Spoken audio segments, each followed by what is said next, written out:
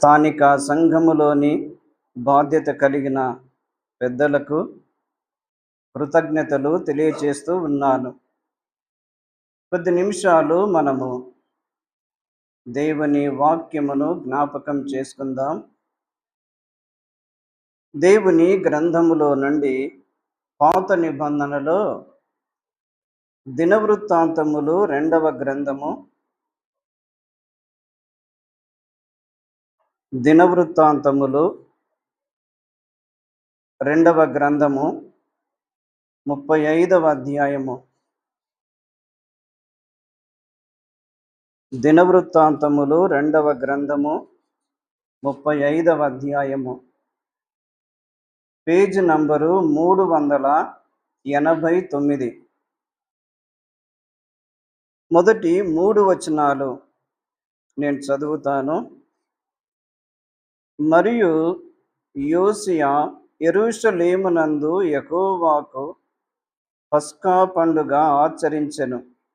మొదటి నెల 14వ దినమున జనులు పస్కా పశువును వధించిరి.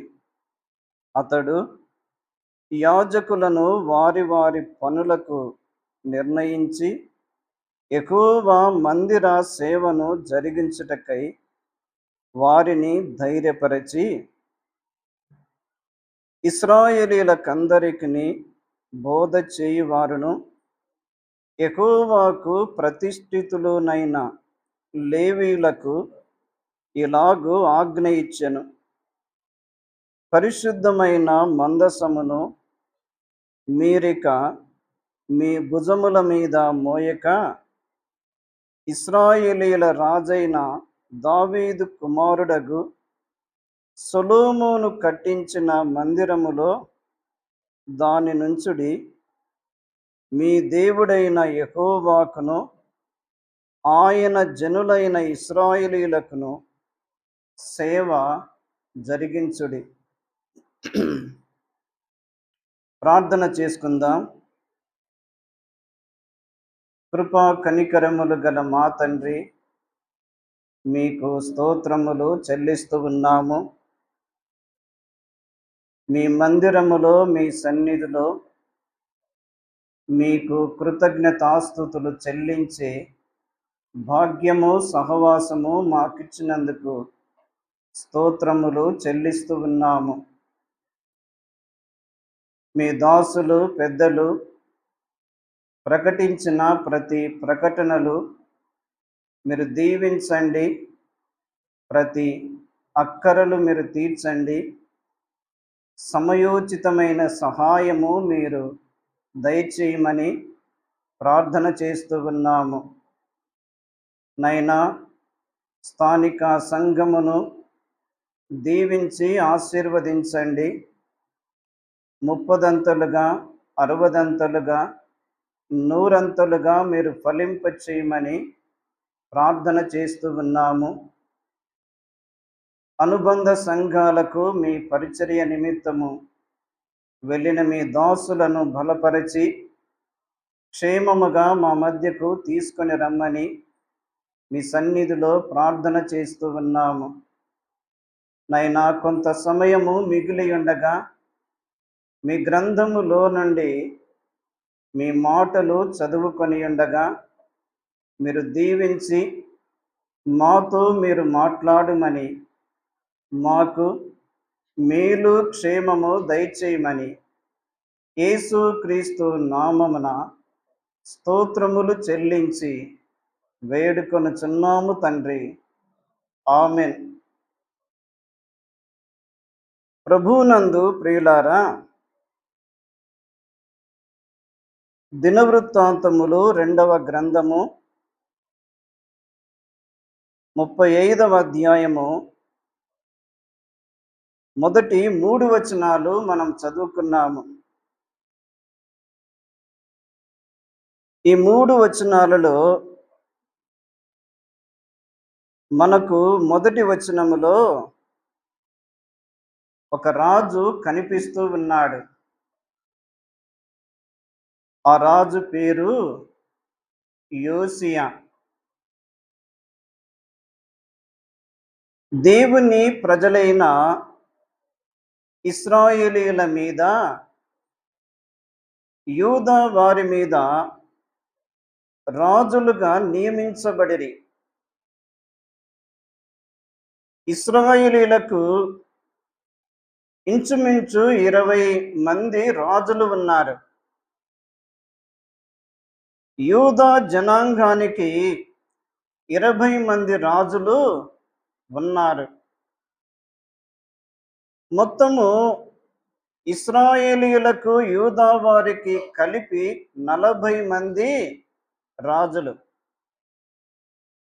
ఇశ్రాయేలీయుల మీద నియమించబడిన ఆ 20 మంది రాజులు, అందులో ఏ ఒక్క రాజులో కూడా మంచితనము లేదు.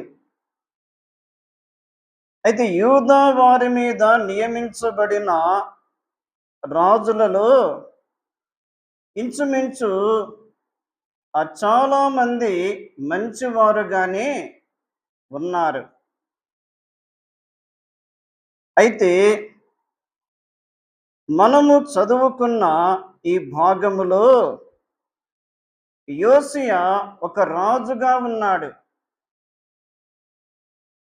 ఈ రాజు యూదా వారి మీద రాజుగా నియమించబడెను.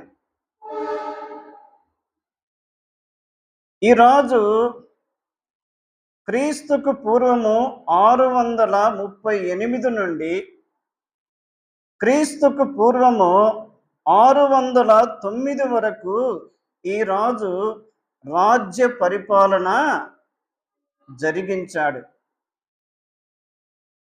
ఈ రాజు ఎవరు?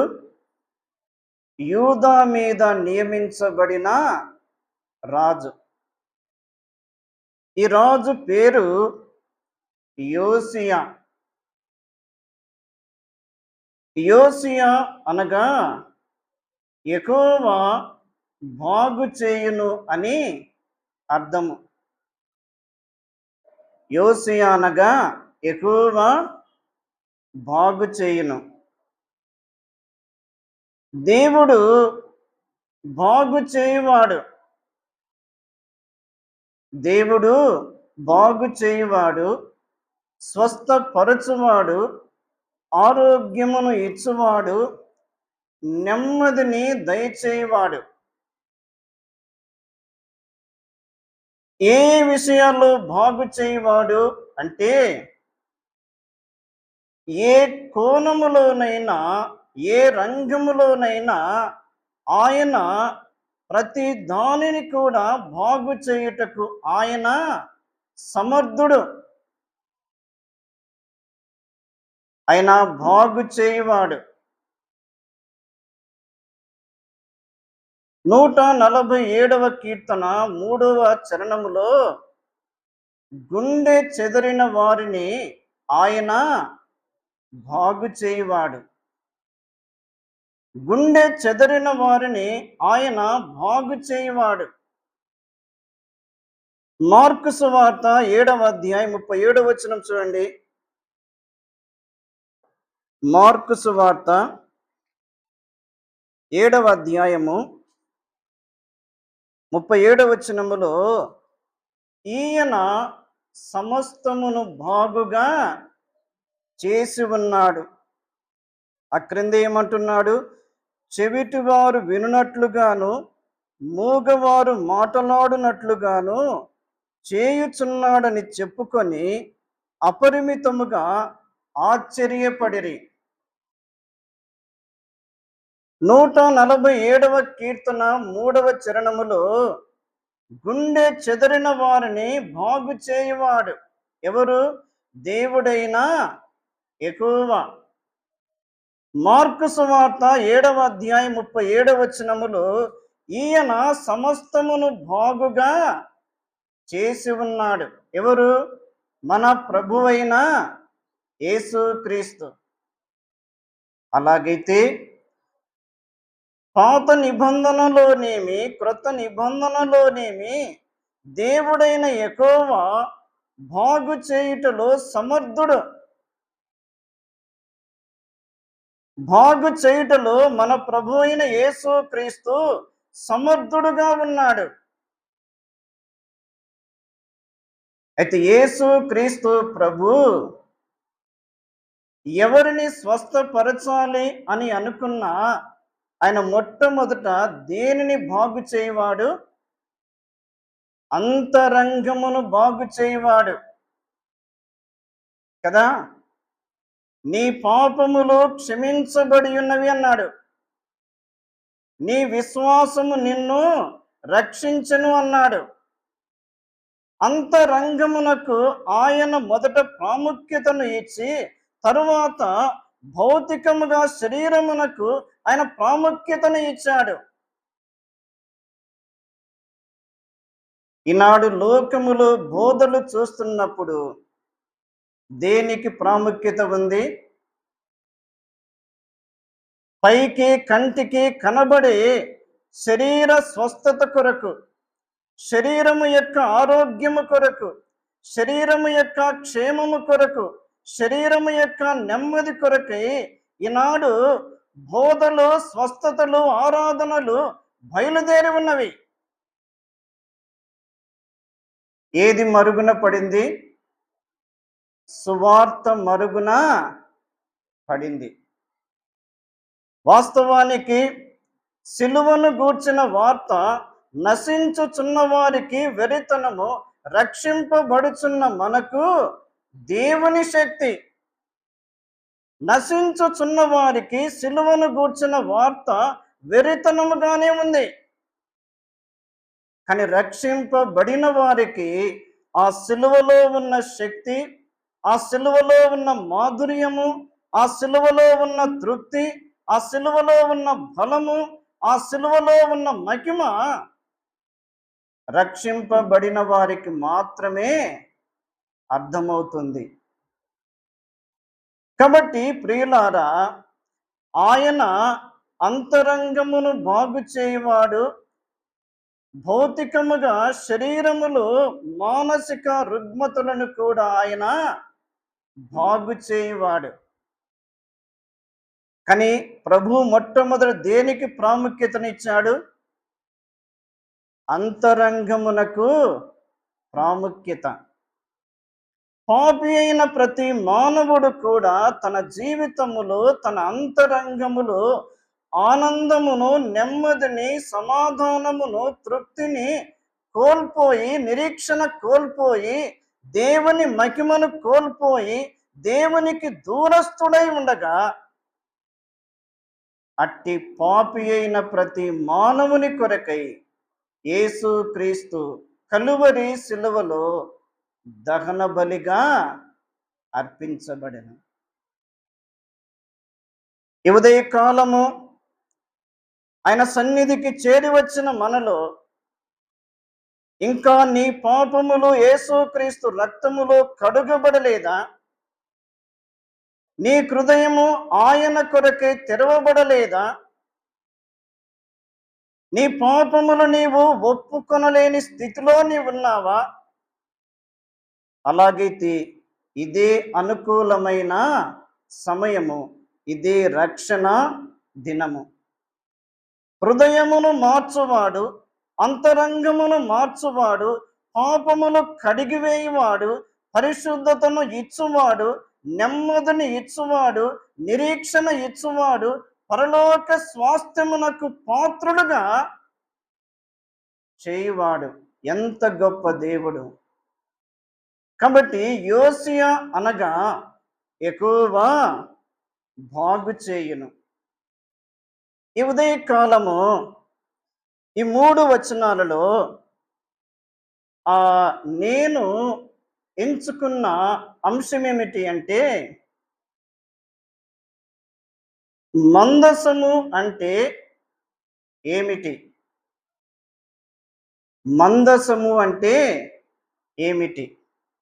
దానికి ముందు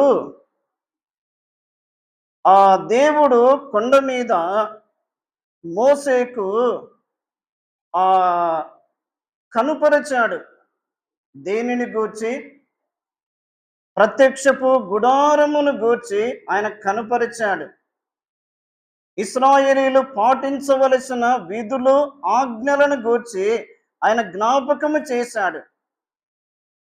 అయితే ఆ ప్రత్యక్షపు గుడారము అరణ్యములో ప్రయాణము చేయుచున్నది. అరణ్యములో ప్రయాణము చేయుచున్నది.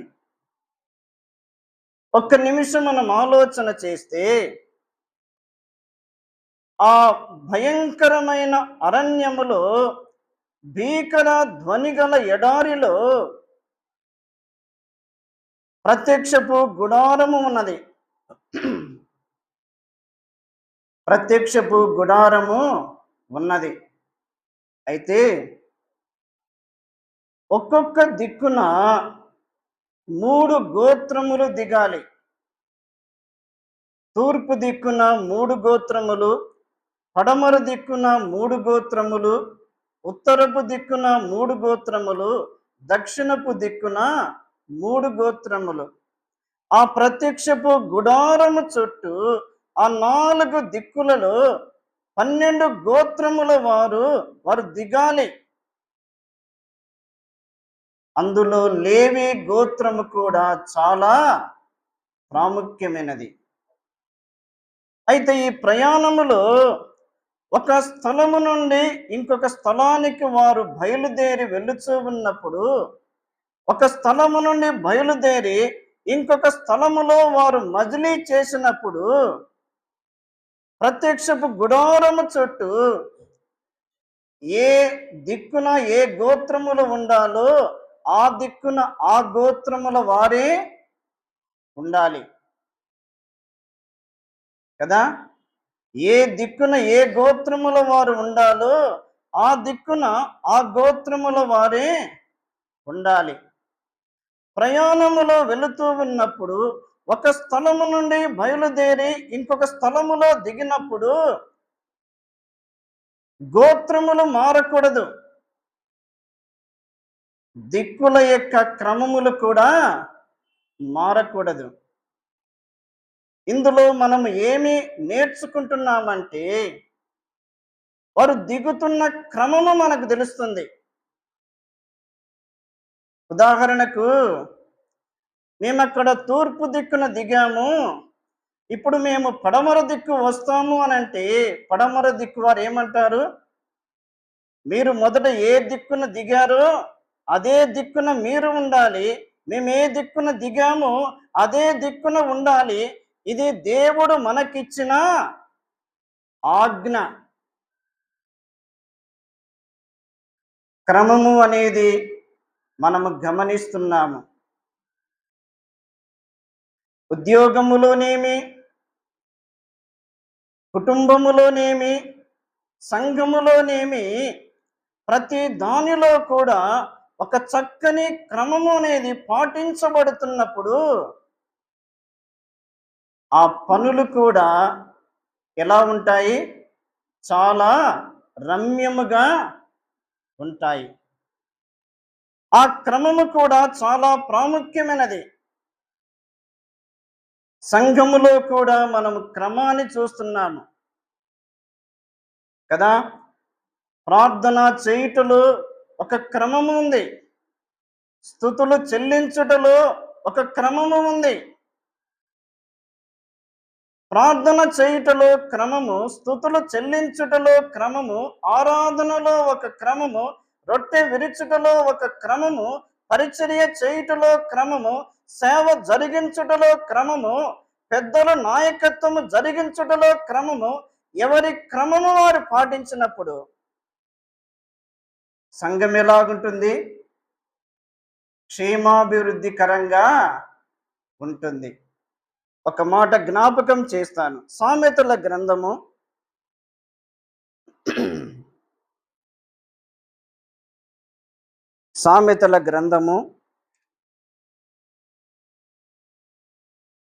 25వ అధ్యాయము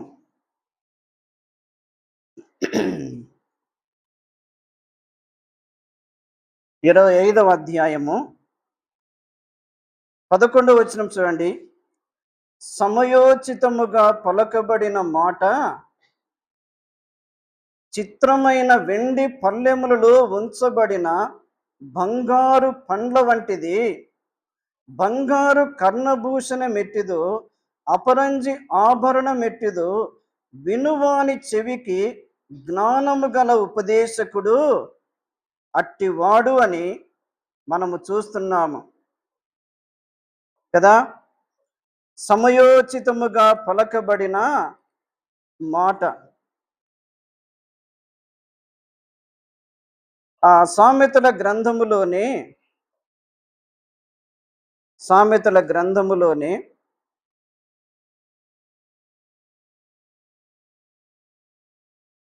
సరే, సమయోచితముగా పలకబడిన మాట మనము చూస్తున్నాము. మాటలు మాట్లాడుటలో సమయోచితముగా ఉండాలి. సమయోచితమైన మాట ఎంత మనోహరము అని ఈ సామెతల గ్రంథములోనే వ్రాయబడి ఉంది కదా. ప్రార్థన చేయనప్పుడు సమయోచితముగా ఉండాలి. స్తుతులు చెల్లిస్తూ ఉన్నప్పుడు సమయోచితముగా ఉండాలి. బల్ల యొద్ద స్తుతులు చెల్లిస్తున్నప్పుడు సమయోచితముగా ఉండాలి. కొంతమందికి మైకు చేతికి వస్తే చాలు, సమయము సందర్భము చూడకుండా సుదీర్ఘమైన ప్రార్థనలు చేస్తారు. దాని ద్వారా మిగతా వారు చాలా ఇబ్బంది పడతారు.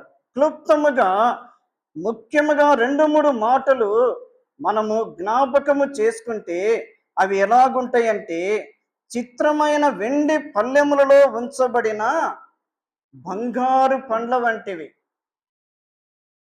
వెండి పల్లెములో బంగారు పండ్లు ఉంచబడినప్పుడు ఎలా కనబడుతుంది? చాలా అందముగా, ఆకర్షణీయముగా, ఎంతో మధురముగా కనబడుతుంది. కాబట్టి ప్రియులారా, ప్రార్థనలో క్రమము, స్తుతులు చెల్లించుటలో క్రమము, బల్ల యొద్ద పరిచర్యలో క్రమము, సేవలో క్రమము, ప్రభువుకిచ్చుటలో క్రమము, ప్రతి దానిలో కూడా ఆ క్రమమును మనము చూస్తూ ఉన్నాము. రెండవదిగా, ఈ గుడారము, ఈ ప్రత్యక్షపు గుడారము మనము గమనిస్తూ ఉన్నప్పుడు,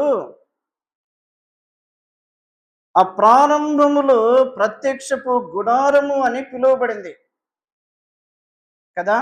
ప్రత్యక్షపు గుడారము. మరి యొక్క చోట చూడండి, 2వ దినవృత్తాంతములు లేక సమూయేలు 2వ మొదటి గ్రంథము, లేక సమూయేలు 2వ గ్రంథము 7వ అధ్యాయము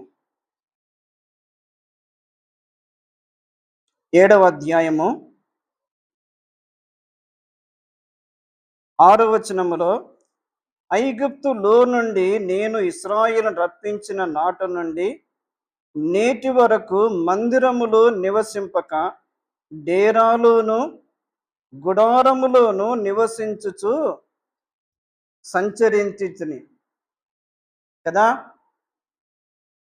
ప్రయాణములో ప్రత్యక్షపు గుడారముగా పిలువబడి ఉన్నది. ఆ ప్రయాణములో గుడారము, డేరా అని పిలువబడుతున్నది. దినవృత్తాంతములు 2వ గ్రంథము 1వ అధ్యాయము. దినవృత్తాంతములు 2వ గ్రంథము 1వ అధ్యాయము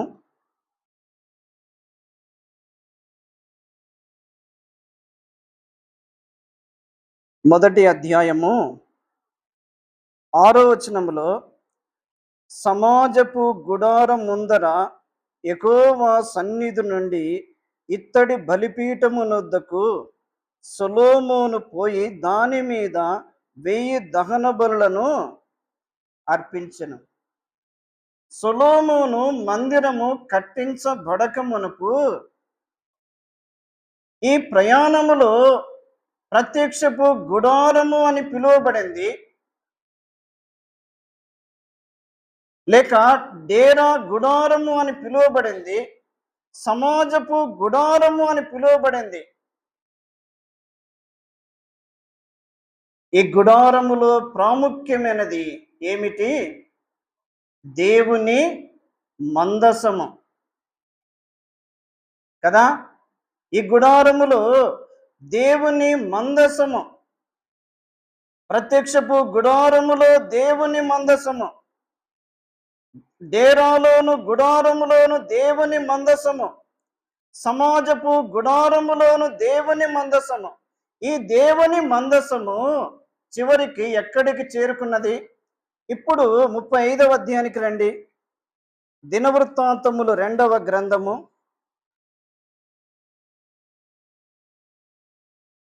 2వ గ్రంథము 35వ అధ్యాయము 3వ వచనములో ఆఖరి వరుసలో నేను చదువుతున్నాను. ఇశ్రాయేలీయుల రాజైన దావీదు కుమారుడగు సొలొమోను కట్టించిన మందిరములో దానిని ఉంచుడి. దేనిని? దేవుని మందసమును ఎక్కడ ఉంచాలి? సొలొమోను కట్టించిన మందిరములో ఆ మందసమును ఉంచాలి. అలాగైతే ప్రియులారా, ఈ మందసము దేవుని మందసము. ఈ మందసము మన ప్రభు అయిన యేసు క్రీస్తుకు గుర్తు. ఈ మందసము దేవుని ప్రజల యొక్క ప్రయాణములో ప్రతి పరిస్థితులలో కూడా ఈ మందసము వారి వెంట ఉన్నది, వారి వెంబడి ఉన్నది. ఈ మందసము దేవుని ప్రజలకు అనేకమైన పాఠాలు నేర్పించినది.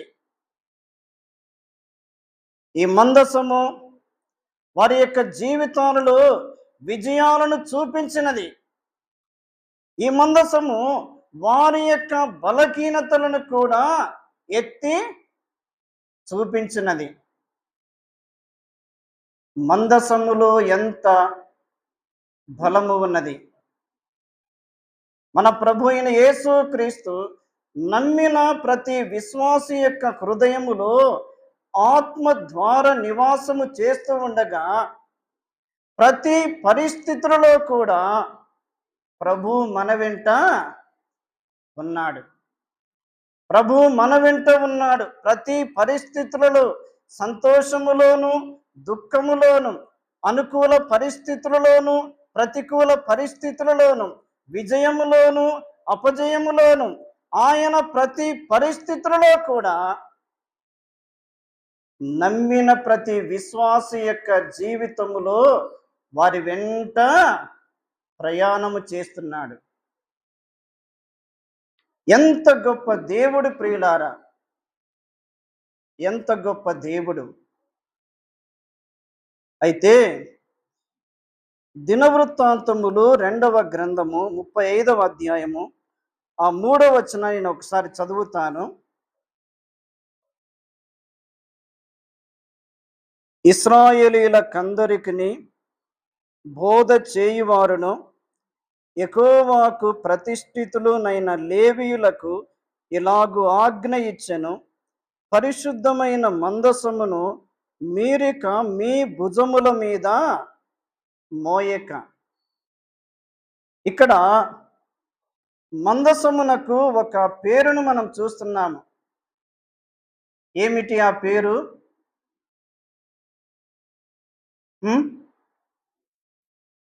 పరిశుద్ధమైన మందసము.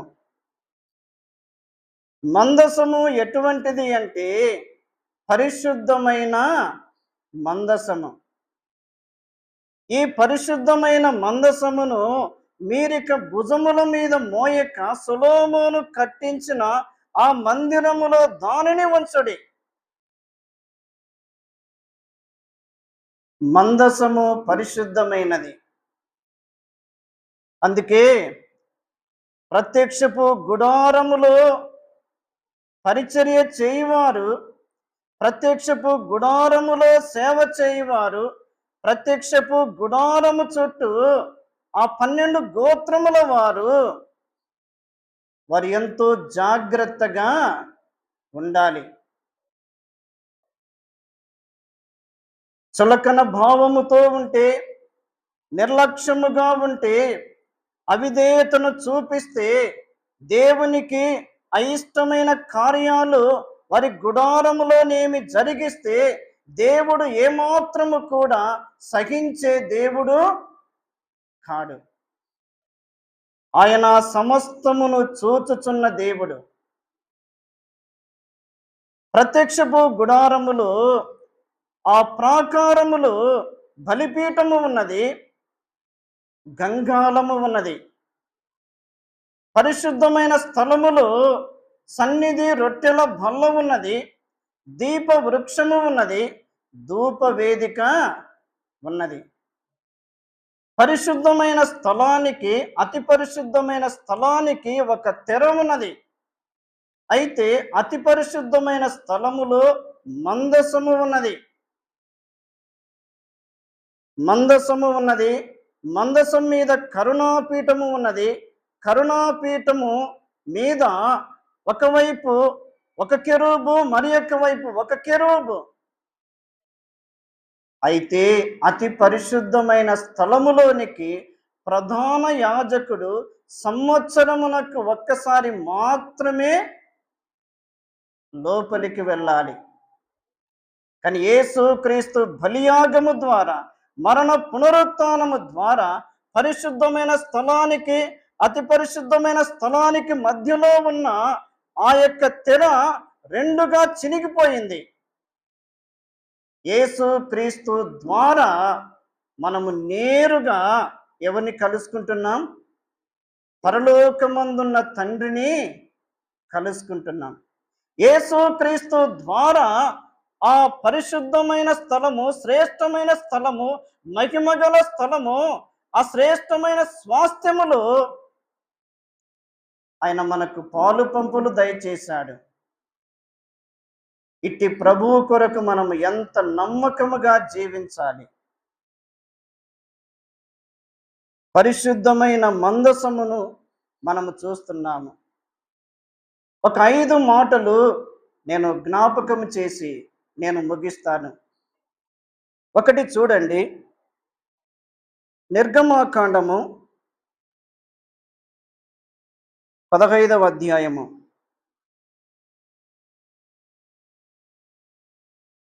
నిర్గమాకాండము 15వ అధ్యాయము 11వ వచనములో, యెహోవా వేల్పులలో నీ వంటి వాడెవడు?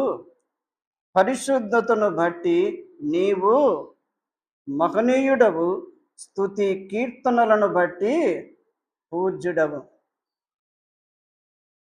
పరిశుద్ధమైన మందసము అని చూస్తున్నాము. ఆయన ఎటువంటి వాడు అంటే, ఆయన పరిశుద్ధుడైన దేవుడు. పరిశుద్ధుడైన దేవుడు అని చూస్తున్నాము. ప్రకటన గ్రంథము 4వ అధ్యాయము 8, 9 వచనాలలో వర్తమాన భూత భవిష్యత్ కాలములో సర్వాధికారియునగు దేవుడు పరిశుద్ధుడు, పరిశుద్ధుడు, పరిశుద్ధుడు అని మానక రాత్రింబగళ్ళు కీర్తించబడుతున్న నమ్మకమైన ప్రభు. ఆయన ఉన్న స్థలమే పరిశుద్ధమైనది. ఆయన ఉన్న స్థలమే మహిమగలది. ఆయన ఉన్న స్థలమే యోగ్యమైనది. ఆయన ఉన్న స్థలములో ఒకే ఆరాధన. ఏమిటి ఆరాధన? పరిశుద్ధుడు, పరిశుద్ధుడు, పరిశుద్ధుడు.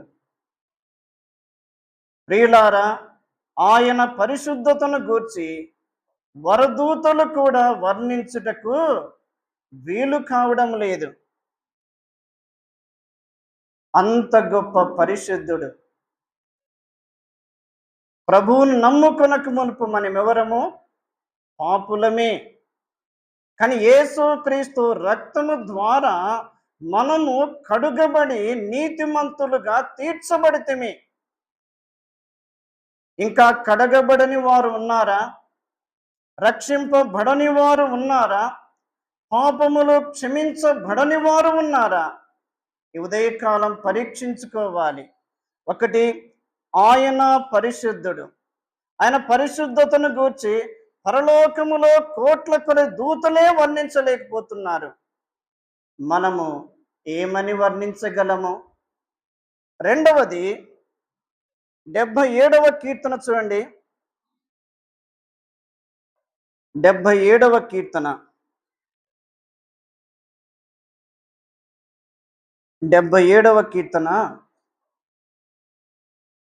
13వ చరణములో, దేవా నీ మార్గము పరిశుద్ధమైనది, దేవుని వంటి మహాదేవుడు ఎక్కడ ఉన్నాడు? 19వ వచనం చూడండి. నీ మార్గము సముద్రములో ఉండెను, నీ త్రోవలు మహాజలములలో ఉండెను, నీ అడుగు జాడలు గుర్తింపబడక ఉండెను. ఒకటి, ఆయన పరిశుద్ధుడు. రెండవది, ఆయన మార్గము పరిశుద్ధమైనది. ఆయన మార్గము పరిశుద్ధమైనది. ఇశ్రాయేలుల యొక్క ప్రయాణములో వారు ఎర్ర సముద్రము ఎదుట ఆగినప్పుడు దేవుడు ఎర్ర సముద్రమును 2 పాయలుగా చేశాడు. ఆరిన నేల మీద వారు నడుస్తూ ఉన్నారు. కానీ ఆయన మార్గం ఎక్కడ ఉంది? సముద్రములో ఉన్నది. ఆయన త్రోవలు ఎక్కడ ఉన్నవి? సముద్రములో ఉన్నవి. ఏమిటి ఆయన మార్గము అంటే? ఆయన యొక్క గుణములే ఆయన మార్గములు. ఆయన గుణములు సముద్రములో నిలిచి ఉన్నవి. ఆ గుణముల యొక్క ప్రభావమును బట్టి ఎర్ర సముద్రము 2 పాయలైంది. ఆరిన నేల మీద దేవుని ప్రజలు నడిచిరి. ఒకటి, ఆయన పరిశుద్ధుడు. రెండవది, ఆయన మార్గము పరిశుద్ధమైనది. 111వ కీర్తన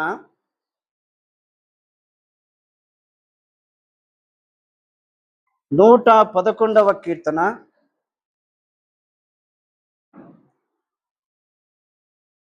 9వ చరణములో ఆఖరి వరుసలో, ఆయన నామము పరిశుద్ధమైనది, పూజింపదగినది. ఒకటి, ఆయన పరిశుద్ధుడు. రెండవది, ఆయన మార్గము పరిశుద్ధమైనది. మూడవది, ఆయన నామము పరిశుద్ధమైనది. యేసుని నామం ప్రీతిగల నామం, సాటిలేని నామం, మధుర నామం. యేసుని నామం ప్రీతిగల నామం, సాటిలేని నామం, మధుర నామం. మధురము మధురము యేసుని నామం, మధురము మధురము యేసుని నామం. మరణము బాపిడి సజీవనామం, మరణము బాపిడి సజీవనామం. కాబట్టి ఆయన నామమందు విశ్వాసం ఉంచిన వారు నిరీక్షణ కలిగి ఉన్నారు. ఎందుకంటే ఆయన నామము పరిశుద్ధమైనది. ఒకటి, ఆయన పరిశుద్ధుడు. రెండవది, ఆయన మార్గము పరిశుద్ధమైనది. మూడవది, ఆయన నామము పరిశుద్ధమైనది. నాలుగవదిగా 12వ కీర్తన 12వ కీర్తన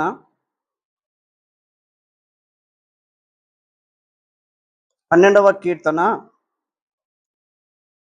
6వ చరణములో, యెహోవా మాటలు పవిత్రమైనవి, అవి మట్టి మూసలు 7 మారులు కరిగి ఊదిన వెండి అంత పవిత్రములు. ఎంత స్వచ్ఛమైన మాట కదా! యెహోవా మాటలు పవిత్రమైనవి.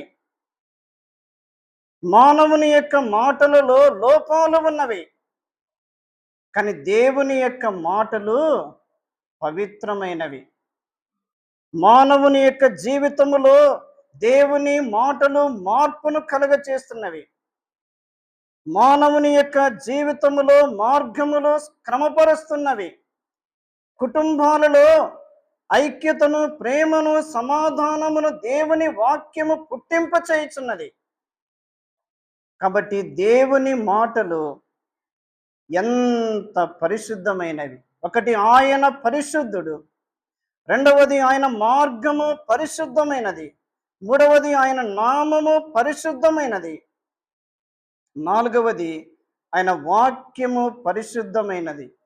ఐదవదిగా 19వ కీర్తన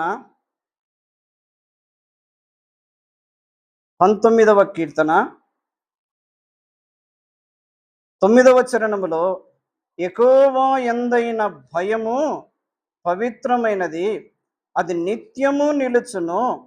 యెహోవా న్యాయ విధులు సత్యమైనవి, అవి కేవలము న్యాయమైనవి. ఐదవదిగా, దేవుని భయము ఎటువంటిది? పవిత్రమైనది.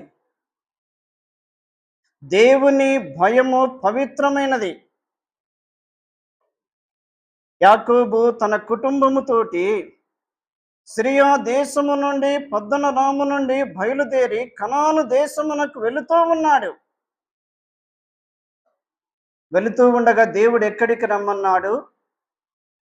నీవెక్కడ నూనె పోసితివో, నీవెక్కడ రాతిని స్తంభముగా నిలిపావో, ఆ స్థలమునకు నీవు వచ్చి నాకు బలిపీఠమును కట్టుము. ఆ స్థలానికి కుటుంబాలతోటి, మందలతోటి, సమూహముతోటి బయలుదేరి వెళుతూ ఉన్నప్పుడు దేవుడు చుట్టుపట్లనున్న వారికి భయమును పుట్టింపచేశాడు. ఎప్పుడు? యాకోబు యొక్క జీవితములో మార్పు జరిగిన తర్వాత దేవుడు ఏం చేశాడు?